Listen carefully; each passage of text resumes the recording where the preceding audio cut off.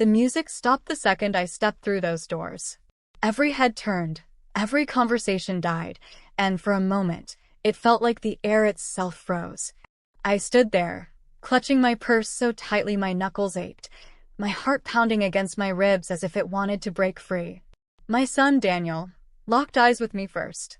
His face, oh, I'll never forget it, wasn't filled with joy at seeing his mother. No, it was a storm of disbelief and fury, a look that cut deeper than any blade. Beside him stood Chloe, the bride, her smile gone, her lips pressed into a thin, icy line. One glance at her, and I knew I wasn't welcome.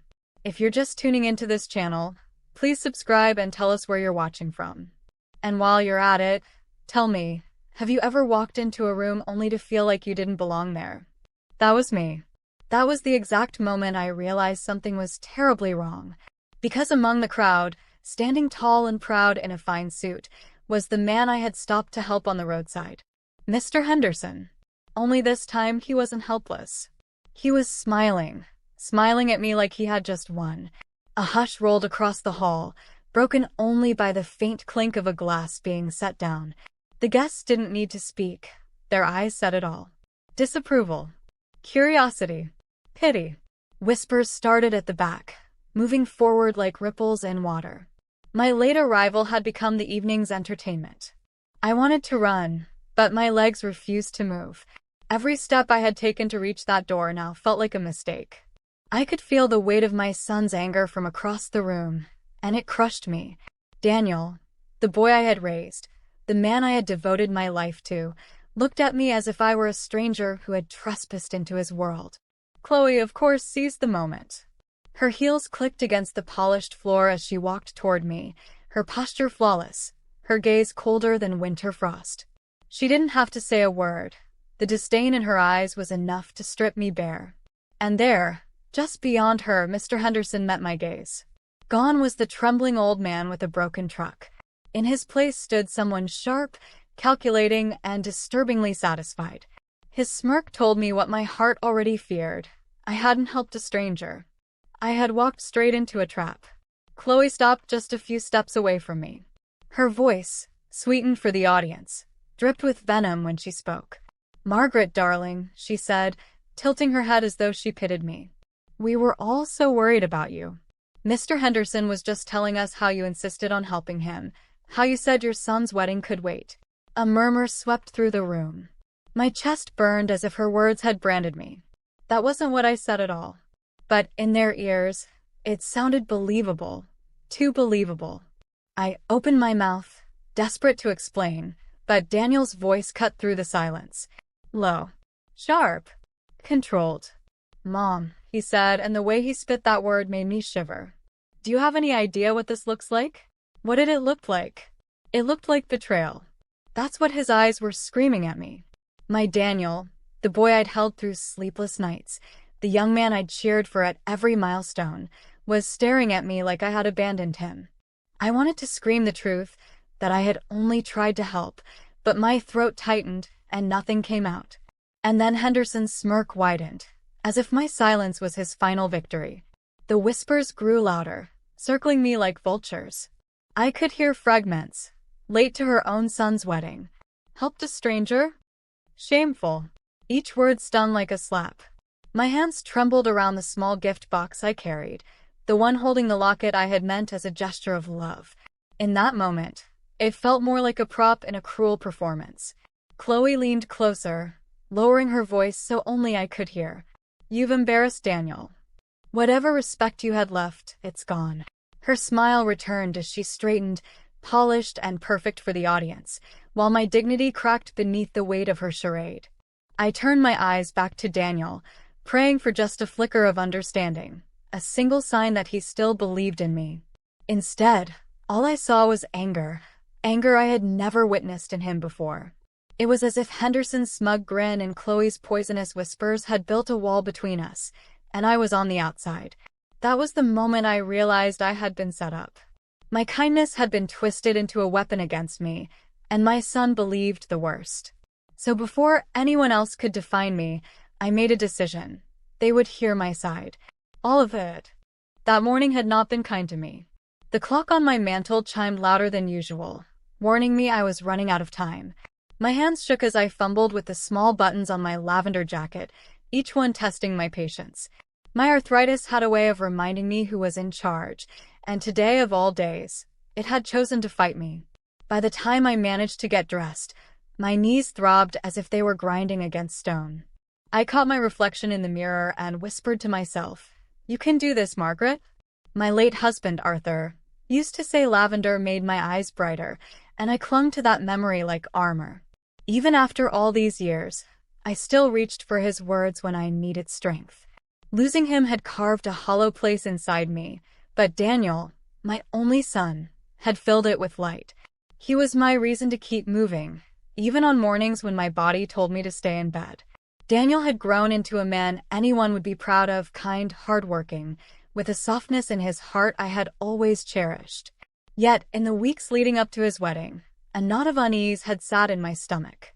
I told myself it was just nerves, the kind every mother feels before watching her child start a new life. But deep down, I knew it was more than that.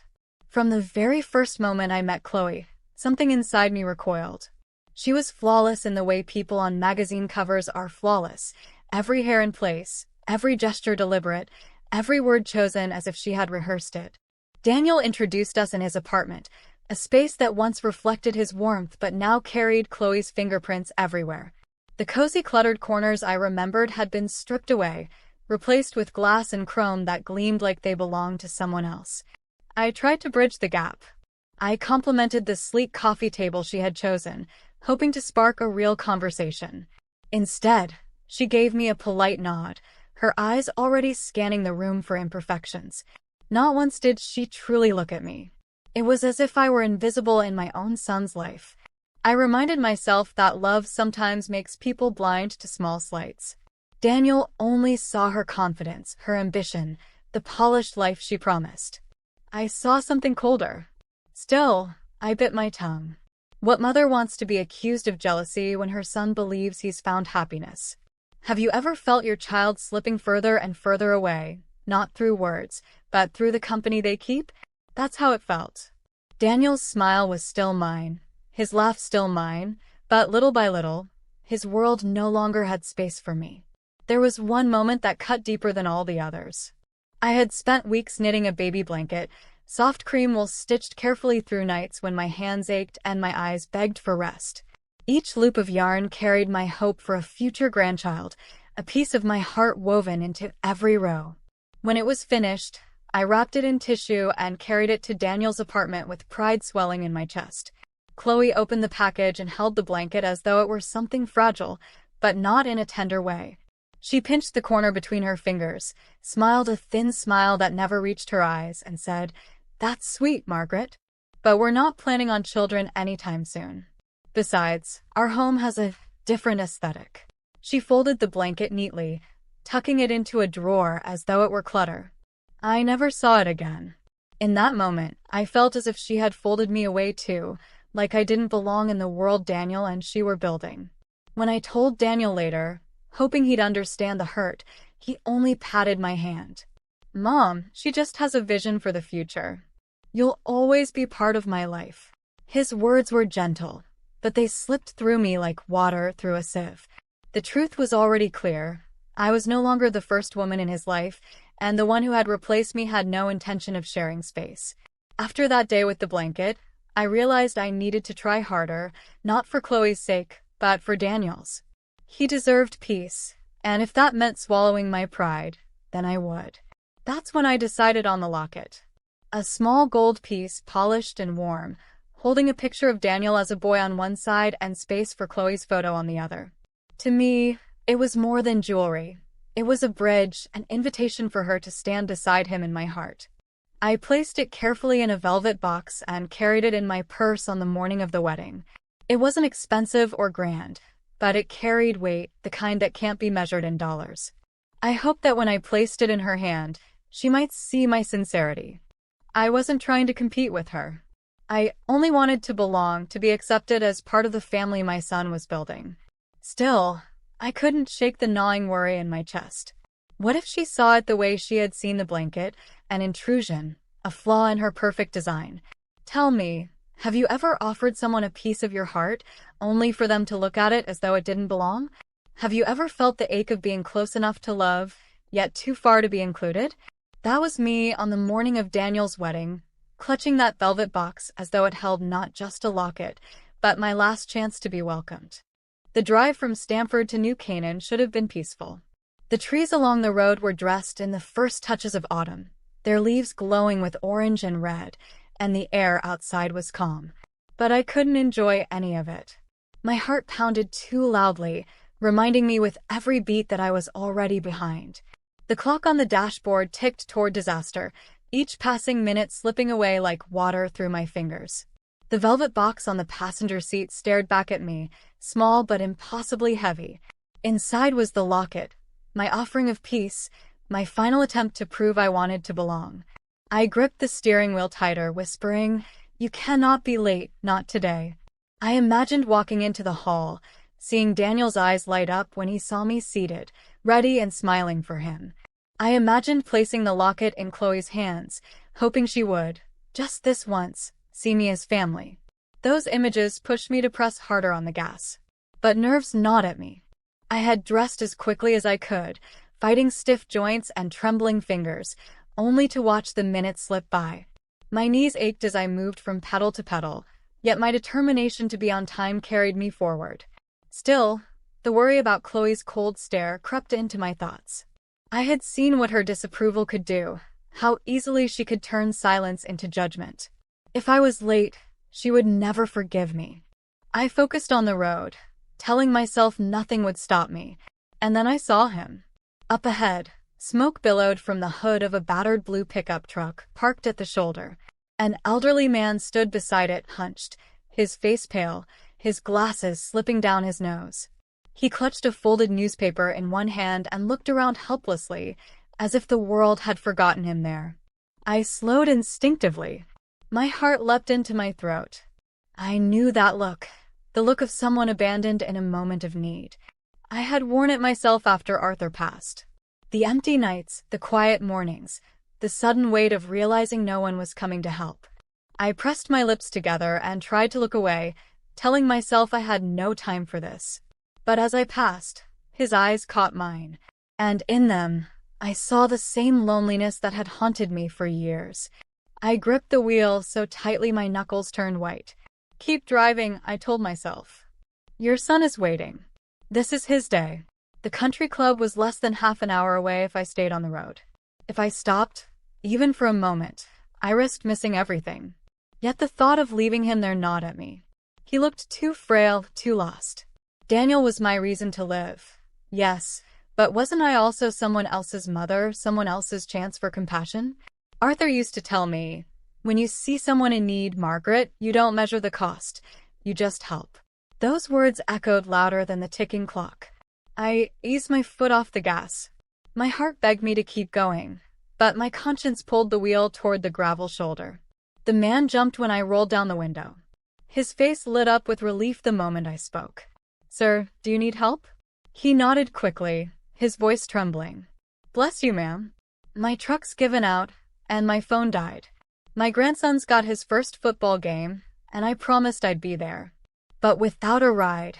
His words trailed off as he glanced at the smoking hood. My chest tightened.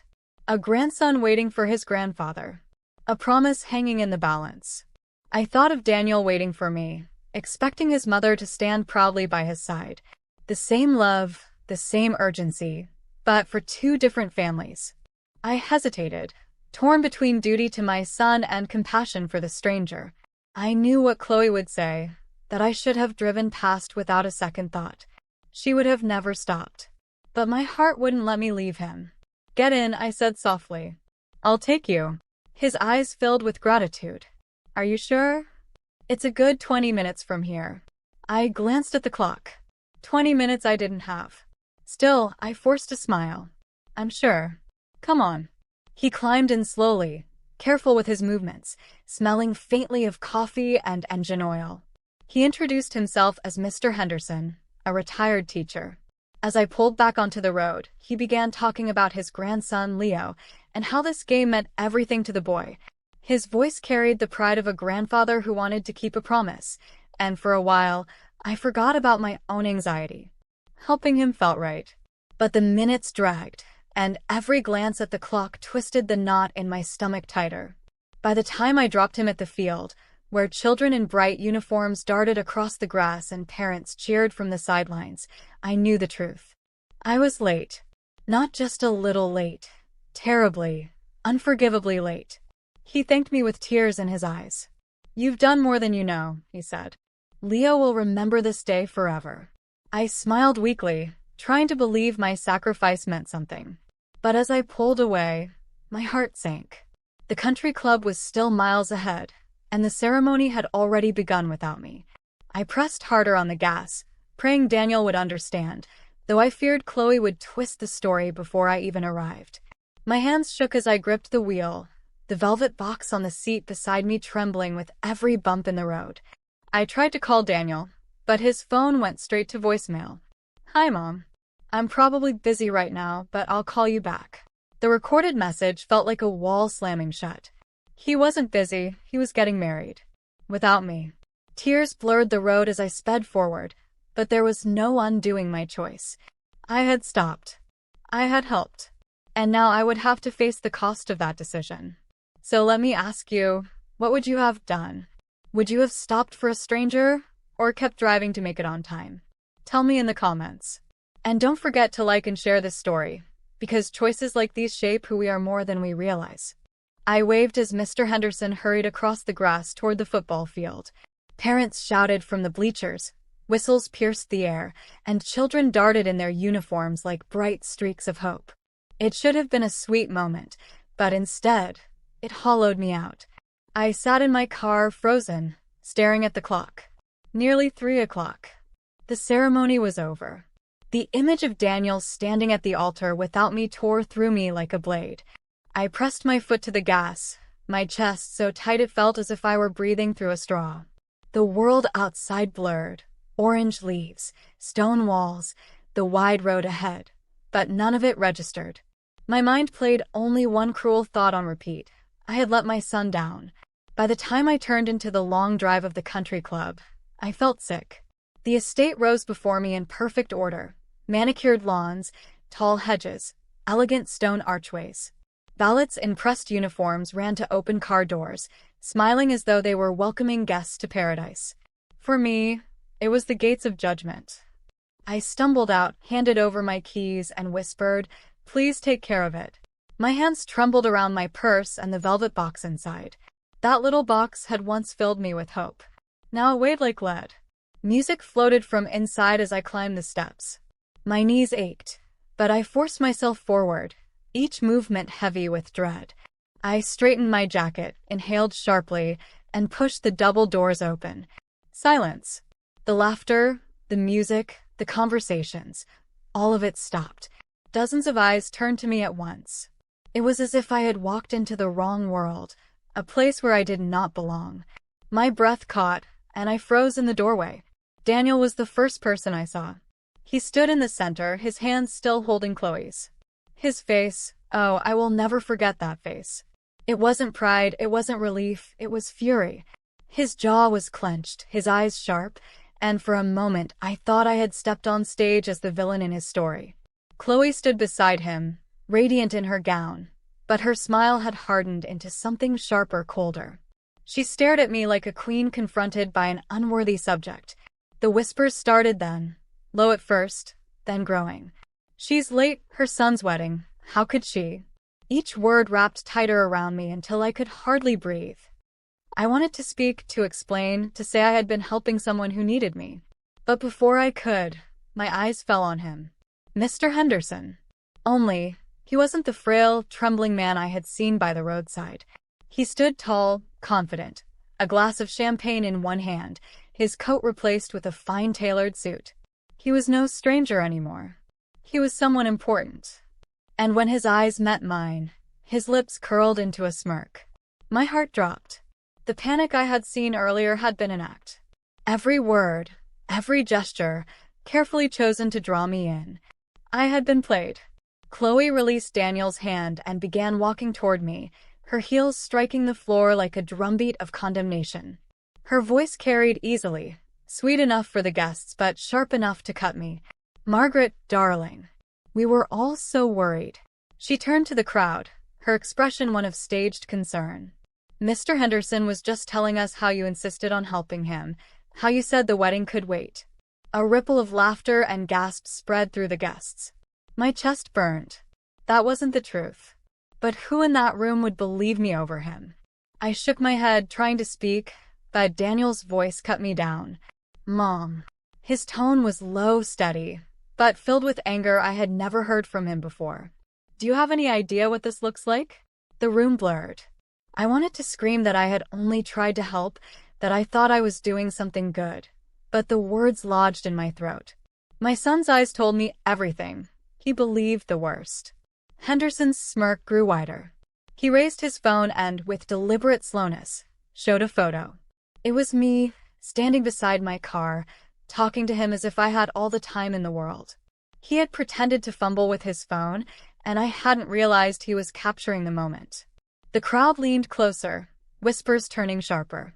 To them, it looked like I had chosen a stranger over my own son. Daniel's voice rose again. "Do you even know who that man is?"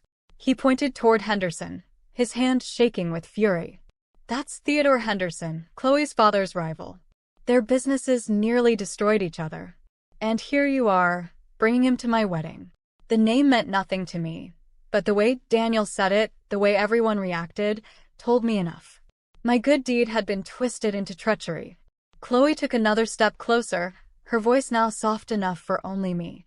"You've embarrassed Daniel in front of everyone. Do you see their faces? You'll never recover from this." I gripped the velvet box tighter, the locket inside pressing into my palm. I had brought it as a gift of love, a bridge.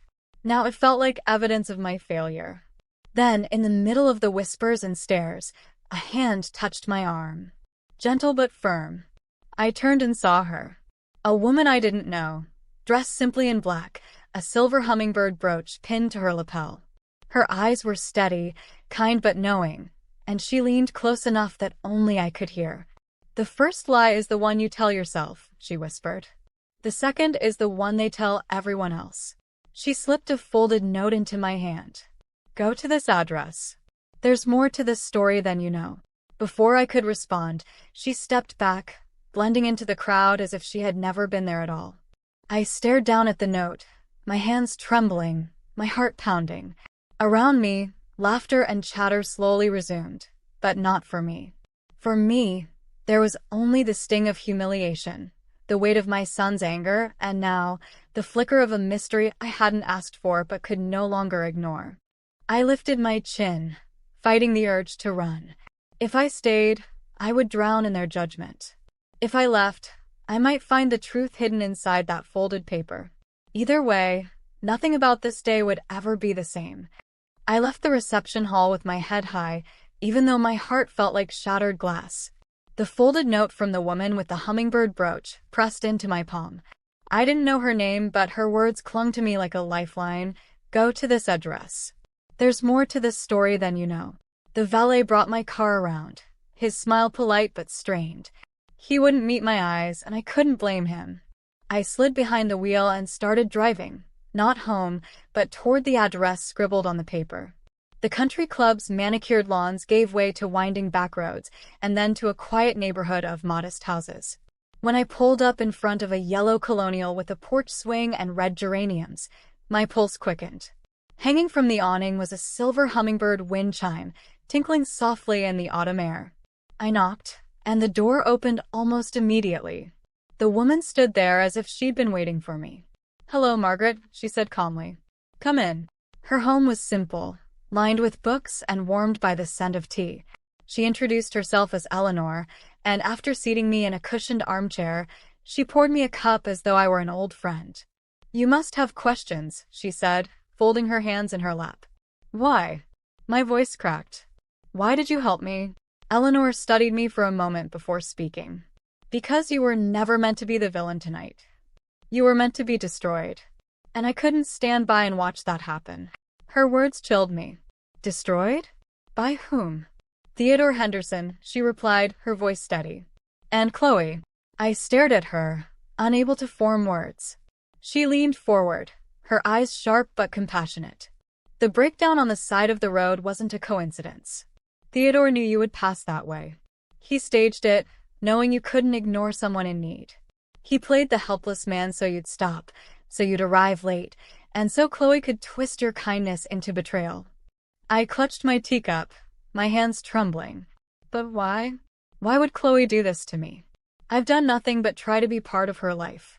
Eleanor gave a small, sad smile. Chloe isn't marrying your son out of love.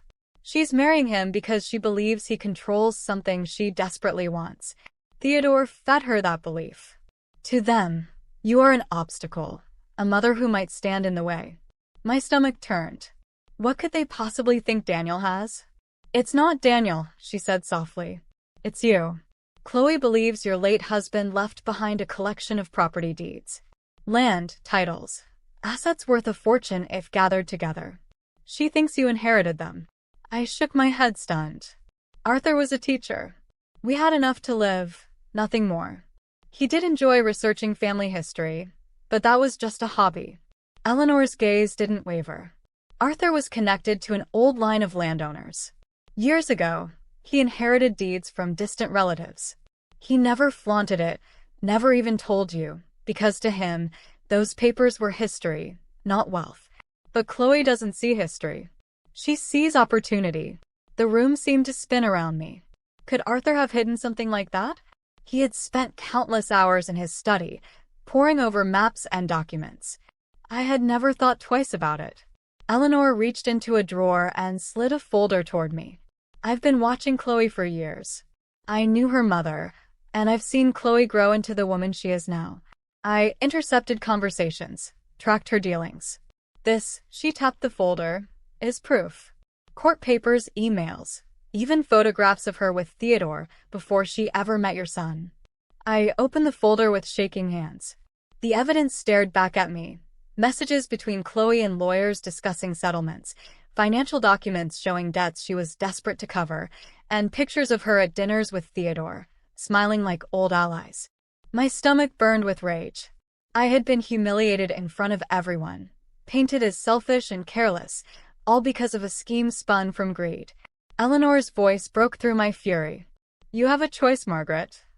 You can expose her for what she is, but you risk Daniel turning against you if he isn't ready to hear it. Or you can step back and watch Chloe take everything. I thought of Daniel's face at the reception. Angry, hurt, distant. I thought of Chloe's icy voice telling me I had embarrassed him.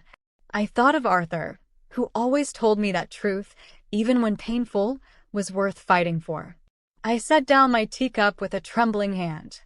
I won't let her destroy my son. I may have been their pawn today, but that ends now.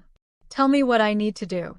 Eleanor's eyes softened, but there was resolve in her voice. Then you must go back. Give Daniel this folder. Let the truth speak louder than her lies. I nodded, my fear replaced with a fire I hadn't felt in years. I wasn't just Daniel's mother anymore. I was his protector, and I would not let him be devoured by Chloe's greed. The drive back to the country club felt different. The knot in my stomach was still there, but it was no longer despair. It was determination. I wasn't going back as the shamed, late mother. I was going back as the woman who carried the truth. When I stepped once more through those ornate doors, the music faltered again, guests turning to look as whispers filled the air. This time I didn't flinch. I clutched the folder under my arm and walked straight toward Daniel and Chloe. The crowd parted slowly, their eyes wide with curiosity. Chloe's smile slipped when she saw me approach. Henderson's face tightened, the first crack in his mask of confidence. I stopped in front of my son, my voice steady, even though my hands trembled. Daniel, I need to show you something. He looked at me with suspicion, the same storm cloud from before still hanging over his face. Chloe tried to intervene, placing a hand on his arm. Darling, she's making another scene. Let's not ruin our day. I ignored her. With one swift motion, I held out the folder. Everything you need to know about Chloe, about Henderson, is in here. Every word, every photo, every record. They've been using you. Chloe's eyes widened. panic flickering beneath her polished exterior. She reached for the folder, but I pulled it back. No. This is for Daniel. The room went still, guests holding their breath as tension thickened. Daniel hesitated, his hand hovering in the air, torn between me and Chloe. My heart ached, but I held the folder firmly toward him. This was the moment. My son could either believe me and see the truth, or he could turn away and leave me broken. So I turned to you, listening now. If you were in my place, would you risk everything to expose Chloe, even if it meant losing your son forever? Or would you stay silent, let him marry her, and hope he never learned the price of that silence? Tell me in the comments. Daniel hesitated as my hand shook in front of him, the folder of evidence just inches away. His eyes darted between me and Chloe, confusion and anger battling inside him. For a breathless moment, I feared he would turn away, dismiss me, and choose her. Then he reached out and took the folder. Chloe gasped softly, her fingers tightening around his arm. Daniel, you don't have to read this. She's only trying to ruin us. But Daniel ignored her. He opened the folder slowly, scanning the pages. The further he read, the darker his expression grew. His lips pressed into a hard line. I watched the storm gather in his eyes, but this time, it wasn't aimed at me. Chloe lunged for the folder. This is nothing. Lies, old records, manipulated photos. Enough. Daniel's voice cracked like thunder, silencing the entire hall. Every guest froze, their gazes swinging toward him. He turned on Chloe. How long? How long have you been lying to me? Her face, so carefully crafted to appear perfect, faltered for the first time. She forced a smile that looked more like a grimace. Daniel, you can't honestly believe her over me. She's jealous. She never wanted me in your life. Daniel's hand shook as he held up one of the photographs, the one of Chloe with Henderson, long before she had even met him. Explain this. Her smile slipped completely. Her eyes darted toward Henderson, who stood a few feet away, suddenly less confident. Daniel, she said, her voice sharp now, you don't understand. Business is complicated. I had to meet him. It was strategy. No, Daniel said firmly. This wasn't business. This was betrayal. The crowd gasped. Chloe's father stepped forward, his face hard. Chloe, is this true? She faltered, her gaze falling to the floor. For the first time since I'd known her, she looked small. I felt the weight in my chest loosen slightly, but I wasn't finished. My voice rose steadier than I thought possible. You used me. You used my kindness, you twisted it into something ugly, all because you thought I stood in the way of what you wanted. But you forgot one thing. I may be old, but I am not blind. And I will not let you destroy my son's life. The room erupted in whispers again, this time not about me, but about Chloe. Chloe's composure cracked completely. She spun toward Henderson, her voice breaking. You promised this would work. You said no one would believe her. Henderson's smug mask finally fell. He lifted his glass, drained it, and muttered. You played your part too eagerly. Don't blame me if it all crumbled. The betrayal on her face was almost pitiful, but I didn't let myself feel sympathy. She had made me the fool, humiliated me in front of my son and his entire community. Now, the truth was burning her from the inside out. Daniel closed the folder and handed it to his father-in-law. Take a good look, he said, his voice low but fierce. This is the woman you wanted me to marry. Chloe lunged again, desperate now. Daniel, listen to me. I love you. I did all of this for us. No, Daniel cut in sharply.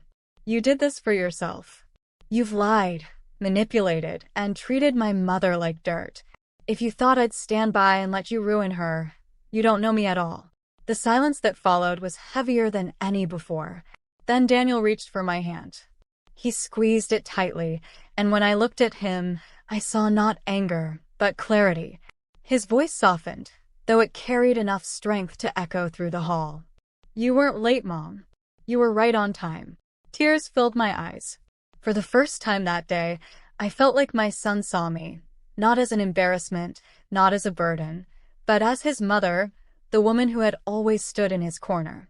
Chloe's scream shattered the moment. She grabbed the folder from her father's hands, ripping at the papers, but it was too late. Too many eyes had already seen the truth. Guests pulled out phones, snapping photos, recording video. The whispers turned to outrage. "Call security," someone shouted.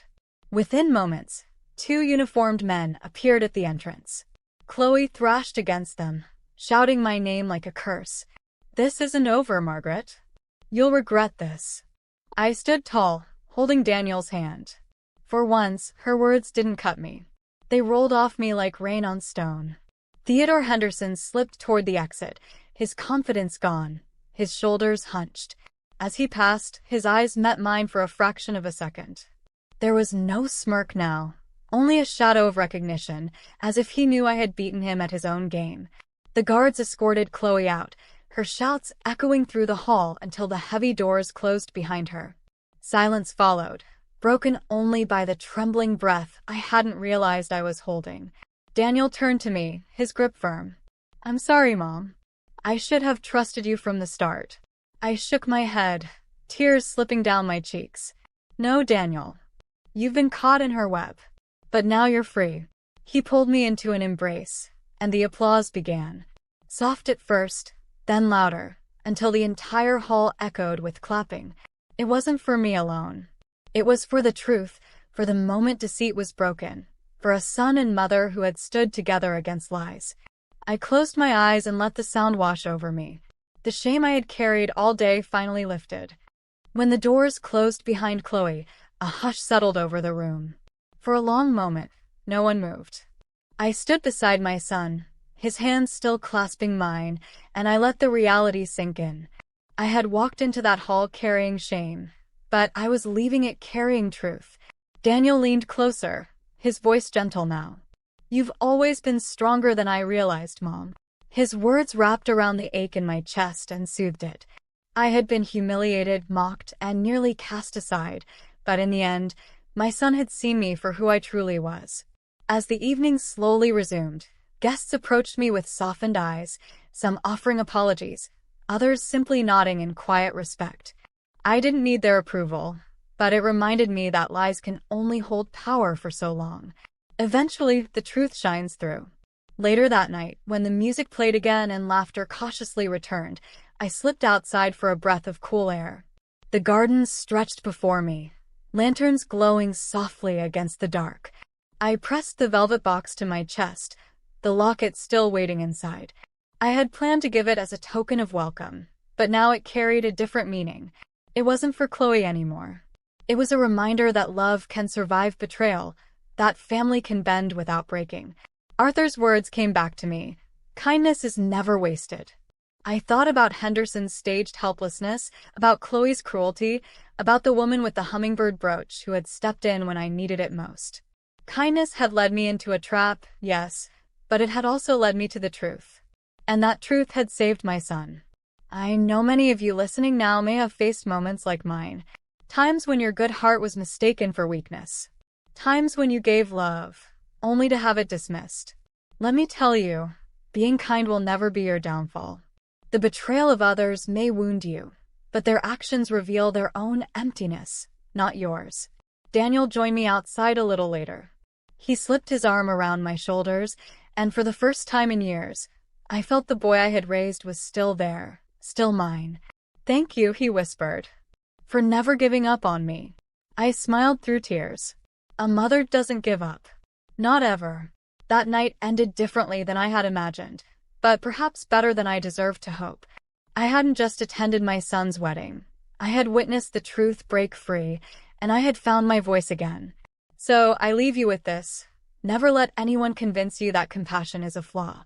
It may cost you in the moment, but it will always reveal the people who are meant to stay in your life, and those who are not.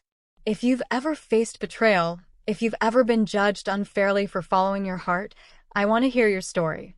Share it in the comments below. Let's remind each other that kindness is strength, not weakness. And don't forget, like this video, subscribe to the channel, and share it with someone who needs to hear that truth always finds its way, no matter how carefully lies are woven. Because in the end, I didn't arrive late to my son's wedding. I arrived just in time to see love win. Thank you for watching.